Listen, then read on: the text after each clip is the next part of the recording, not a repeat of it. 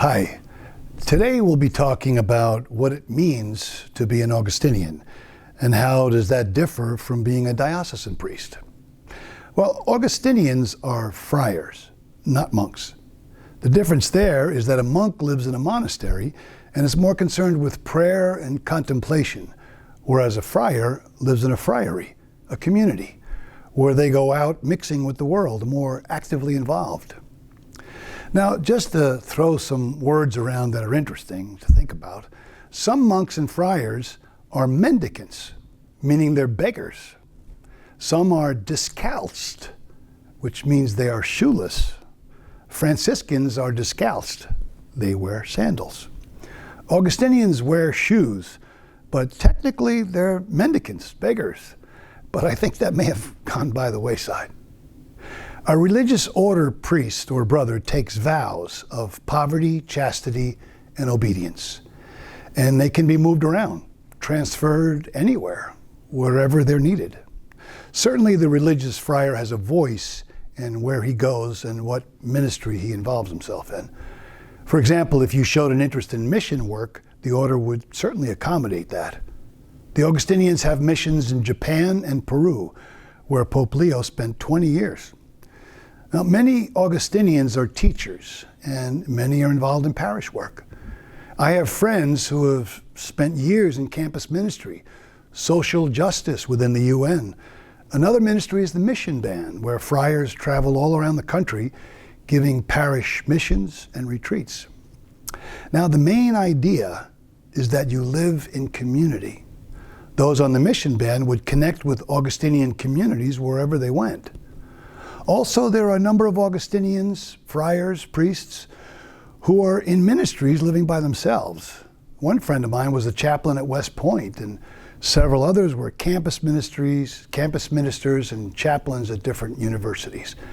But with each of these men, they were attached to an Augustinian community that they would have to spend time with on a regular basis. This is called being de familia. You are de familia with this community, meaning you are of that family. Now, the vows Augustinians take, again, poverty, chastity, and obedience, are meant to be freeing one's soul to live in and with and for God. The vow of poverty means you don't own anything. If you need something, you ask, and perhaps it'll be made available. Since you live in community, and if you need to go somewhere, you have to sign out for a car. Any money that you might receive is turned over. Whatever ministry you're involved in, you would make a salary, and that salary would then be turned over to the prior of the community. No concern for money at all. Of course, you all have to pull your own weight to allow the community to thrive. If you think about it, I mean, it's really kind of freeing, that non-worrying aspect of the vow of poverty. Chastity is obvious. Priests are not allowed to marry. You would be taking a vow to live a chaste life. And of course, obedience, where you vow to obey your superiors regarding everything from jobs you might have in the community, to ministries, to education, everything. You are allowing your will to be minimized for the good of the community. If someone was a scholar, they may want you to study at a certain place to get an advanced degree. Trappists and Cistercians and some other heavy-duty orders also take another vow. They take a vow of stability, to stay in the same place, with the same community, not moving around. So what does it mean to be an Augustinian? It means to love your neighbors, your brothers and your sisters, to live in community where you have each other's backs, encourage each other. Think of every brotherhood or sisterhood, fraternity or sorority. Think of the dynamics of a team when everyone has the same goal, to succeed, to win the day. Living in community is living with a common goal, drawing closer to God, leaning and depending upon each other, to hold each other up, taking turns, encouraging each other's journey. And in this case, for the religious, the journey is a life of love and service.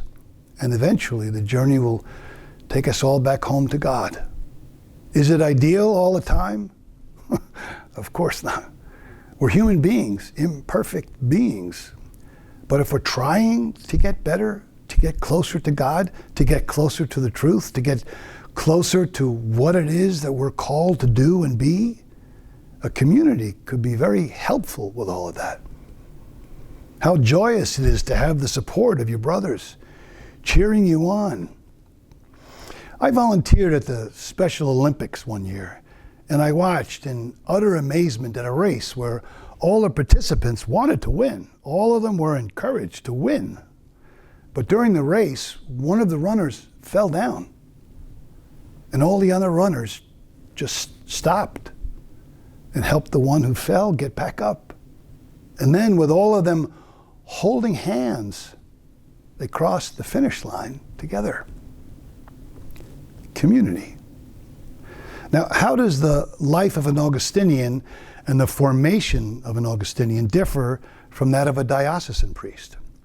Well, in reality, the priesthood is the priesthood, and there are many similarities.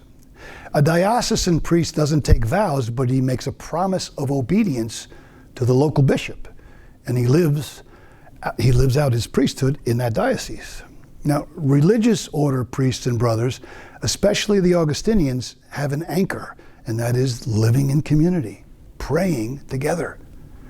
A diocesan priest lives, for the most part, in a rectory, sometimes with other priests, but a lot of the time by themselves. I know Father Mike has a network of other priests who act the same as what a community would do. Also, the diocesan priests have, as a community, their congregation. Now, as far as formation is concerned, both the diocesan priest and the religious order priest goes through college. They wanted us to major in philosophy, but if you entered after college, you would probably just have to take a few philosophy courses. And then both would study at the graduate level theology. A lot of the orders go to the Theological Union in Washington, D.C. Father Mike studied in D.C., leading up to his ordination. Now, the real difference in the formation of the diocesan priest and the religious order priest is something known as a novitiate year.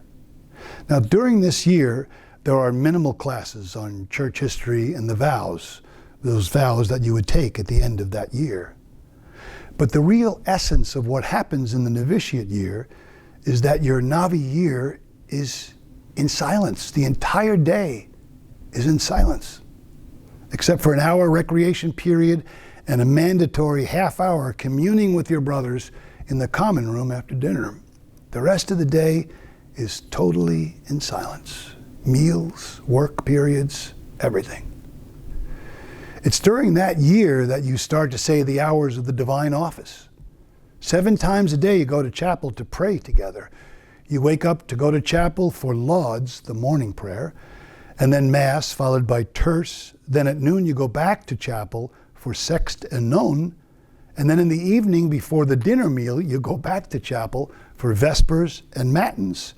Now that's a confusing one. Matins is the morning prayer, where Trappists and other heavy-duty monks wake up in the middle of the night to say matins. We were allowed to anticipate them, meaning we could say them the evening before. And then finally, and my favorite of them of all, is Compline, the night prayer. We would all gather in chapel before going to bed. Now, Compline is this peaceful, pastoral prayer that asks the Lord to watch over us as we sleep. Also, in religious orders, you wear a habit. Now, the Augustinian habit is pretty cool, with a hood that comes down in the back to a point, kind of like Robin Hood, and a cincture, a belt that wraps around your waist and down your leg. Now, diocesan seminarians have a habit too, but Augustinians and Franciscans are encouraged to wear them all the time. It goes well with the vow of poverty, not needing an elaborate wardrobe. But really and truly, the biggest difference between the Augustinians and the diocesan priests is the emphasis on community, living together in the same place, getting along. Now, tomorrow we'll be talking about the new popes with his Augustinian background, how that might shape his new ministry. So I hope you come back. Thanks for watching.